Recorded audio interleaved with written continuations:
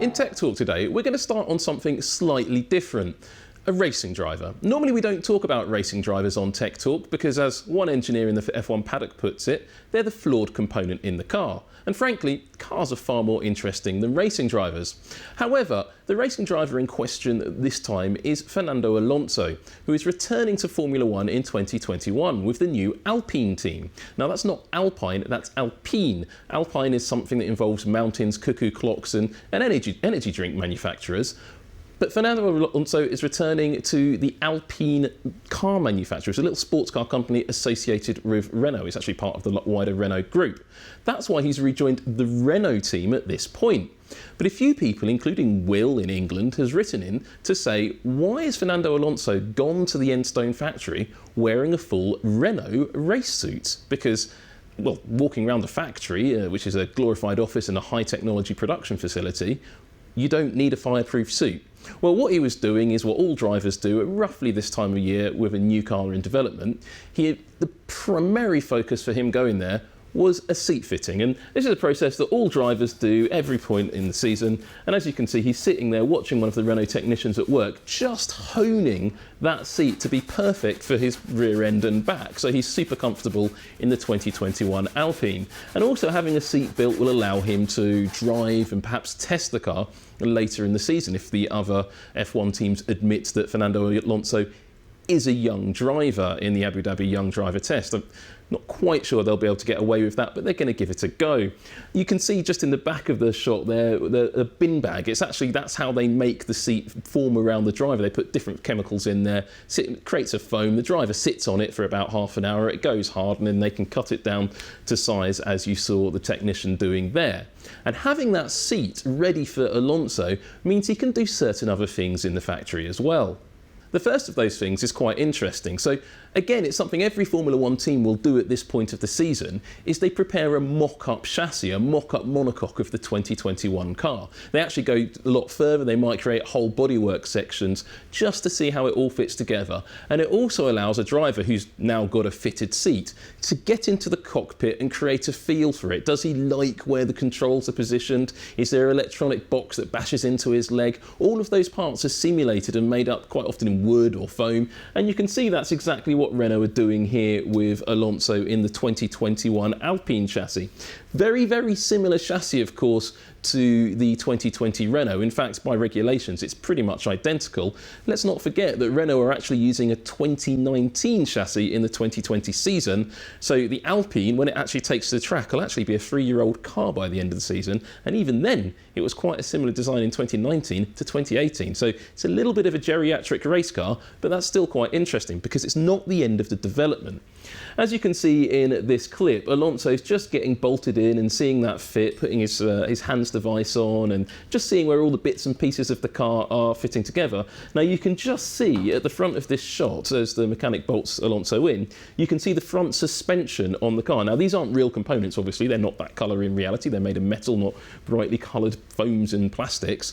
But that's the exact front suspension layout from the 2020 Renault, because by the homologation regulations, that has to carry over to 2021. There are some changes they can make, but it's clear that Renault are not going to use up any of their tokens on that. But I'm curious about something else we see in this footage supplied by the Renault team. And as you see Alonso's helmet go on, you can just notice something on the roll hoop. I'll stop the video there. Now, look at this shape behind his head. You've got that big central duct. Well, that's something Renault's had since 2018.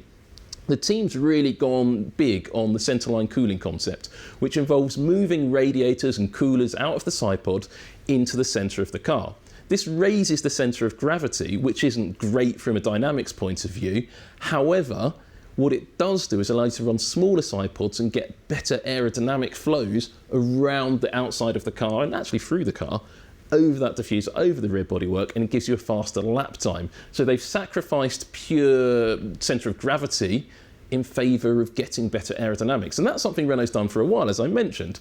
But look above, you can see the roll hoop shape, just the bottom of it. And because Renault have rather neatly chopped off the top of this shot, we can't quite see if this car has the same very distinctive flat roll hoop that recent Renaults have had. I suspect they may have changed the angle here ever so slightly. Looking at the car on track earlier today in Sochi, you get a great look at the airbox as it is now. And you can see that shape of the central segment of that duct on top is to feed, I think, the engine, the combustion air to the engine. And those outer sections, they're for cooling. And that big chunk at the bottom, that's also to cool parts of the car through the centre. That's the centerline cooling I was talking about. So you can see that big old chunk. But look at this. Renault were looking at the airflows through that section on a design that they've had for a very long time. So you can see what looks like a grille in those ducts. That grille is actually a set of airflow sensors, those big rakes you sometimes see on cars and we talked about at the Spanish Grand Prix. Well, they've put one of those into those ducts. That's quite unusual for a car that's so developed. So are Renault trying to introduce a new airbox shape? Well, if you have a look at that shape as it comes towards the camera, the bottom of it, this particularly, which we can see in that video of Alonso's installation, I just wonder, is this shape exactly the same as we saw it with Alonso? I think it's a bit narrower, and I think maybe Renault are thinking about spending some tokens on that for the new Alpine with that development token system.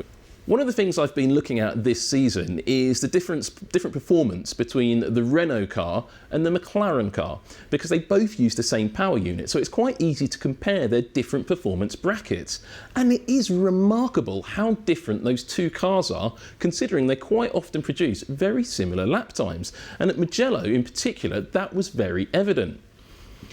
I decided to take a look at the speed trace of Daniel Ricciardo's 10th lap, I think it was, in qualifying, and the 14th lap for Carlos Sainz. They were almost identical lap times, but made very, very differently around the lap.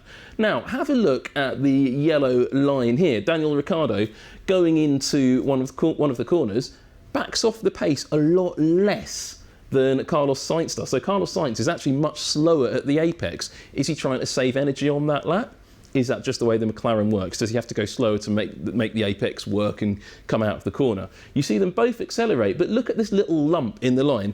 Much smoother on the McLaren, much bigger on the Renault. What's going on there? I think that's something to do with the ERS system. It kicks in, gives you a slightly different performance window, and Renault look to be using their ERS in a slightly different way to McLaren. That's something that is allowed. They are allowed different engine maps from manufacturer and car to car, but they're only allowed one through the whole race weekend now because of that rule change. Well, what difference did this make as we look further on around the lap? Well, the Renault had a higher top speed at Mugello, and it's something we've seen at a few races this year. You can see that very clearly at the end of this straight section here, and there's a big difference between the McLaren there in orange and the Renault there in yellow. Another factor between the Renault and, well, the Renault power units and everybody else in the field is the Renault revs much lower. The internal combustion engine almost never exceeds 12,000 RPM. The other three power units always exceed 12,000 RPM every single lap. And it's really stark what the difference is. It's in some cases as much as 1,000 RPM difference between, say, a Honda and a Renault power unit. But one of the 4 Renault powered drivers in Formula 1 this year, Daniel Ricciardo, of course, is doing something different. He regularly just exceeds 12,000 RPM.